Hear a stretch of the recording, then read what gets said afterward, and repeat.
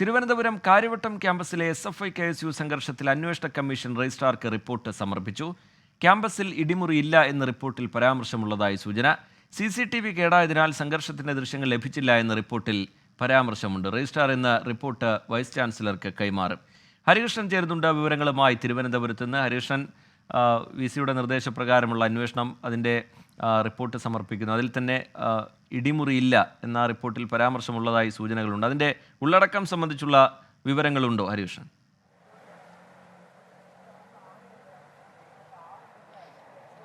റിജിത്ത്, ഇന്ന് ഉച്ചയോടുകൂടിയാണ് ഈ VC-ക്ക് രജിസ്ട്രാർ ഈ റിപ്പോർട്ട് കൈമാറുക എന്നുള്ളതാണ്.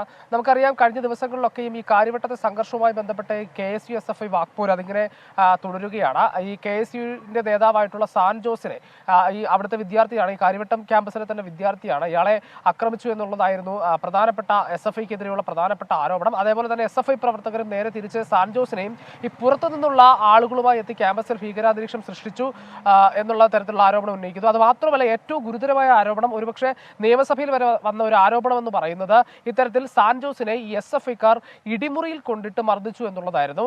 ഇത് ഇത്തരത്തിൽ ഒച്ചപ്പാടുണ്ടാക്കിയതിനു ശേഷമാണ് ഈ VC മോഹൻ കുന്നുമൽ ഇതുമായി ബന്ധപ്പെട്ട ഒരു അന്വേഷണ കമ്മീഷനെ നിയമിക്കുന്നത്. ഈ ക്യാമ്പസിലെ തന്നെ മുതിർന്ന പ്രൊഫസർമാരടങ്ങിയൊരു 3-അംഗ സമിതിയാണ് ഈ അന്വേഷണ കമ്മീഷൻ. അവർ അന്വേഷണം റിപ്പോർട്ട് ഇന്നലെ തന്നെ രജിസ്ട്രാർക്ക് കൈമാറിയിട്ടുണ്ട്. ഇതിൽ ഏറ്റവും പ്രധാനപ്പെട്ട ഒരു കാര്യം എന്ന് പറയുന്നത്, ഈ ക്യാമ്പസിൽ ഇടിമുറി ഇല്ല എന്ന തരത്തിലുള്ള പരാമർശങ്ങളാണ് ഈ റിപ്പോർട്ടിലുള്ളത് എന്നാണ് മനസ്സിലാക്കുന്നത്. അത് മാത്രവുമല്ല, ഇതുമായി ബന്ധപ്പെട്ട CCTV ദൃശ്യങ്ങൾ, ഏറ്റവും പ്രധാനപ്പെട്ട ഒരു കാര്യം എന്ന് പറയുന്നത്, ഈ കാര്യവട്ടം ക്യാമ്പസിൽ CCTV ക്യാമറകളുണ്ട്. പക്ഷേ ഈ CCTV കേടായതിനാൽ ദൃശ്യങ്ങളൊന്നും തന്നെ ലഭിച്ചിരുന്നില്ല എന്ന തരത്തിലുള്ള സൂചനകളും ഇതിനകത്തുണ്ട് എന്നുള്ളതാണ്. പക്ഷേ അതേസമയം ഈ അക്രമവുമായി ബന്ധപ്പെട്ട്, അതായത് KSU SFI അക്രമവുമായി ബന്ധപ്പെട്ട് എന്താണ് റിപ്പോർട്ടിലുള്ളതെന്നുള്ള കാര്യത്തിൽ വ്യക്തമായ സൂചന നമുക്ക് ഇതുവരെയും ലഭിച്ചിട്ടില്ല. ഏതായാലും ഇന്ന് ഉച്ചയ്ക്ക് ഈ VC-ക്ക് റിപ്പോർട്ട് കൈമാറുന്നതോടുകൂടി അത്തരം വിവരങ്ങൾ കൂടി ലഭിക്കുമെന്നാണ് മനസ്സിലാക്കുന്നത്. രജിസ്ട്രാർ ഇന്ന് ഉച്ചയ്ക്ക് ശേഷം വൈസ് ചാൻസലർക്ക് ഈ അന്വേഷണ റിപ്പോർട്ട് കൈമാറും. അതിലെ ഉള്ളടക്കം എന്ത് എന്നുള്ള കാര്യത്തിൽ അതിൻ്റെ പൂർണ്ണ വിവരങ്ങൾ അല്പസമയത്തിനകം തന്നെ പുറത്തു വരുമെന്ന് പ്രതീക്ഷിക്കുകയും ചെയ്യാം.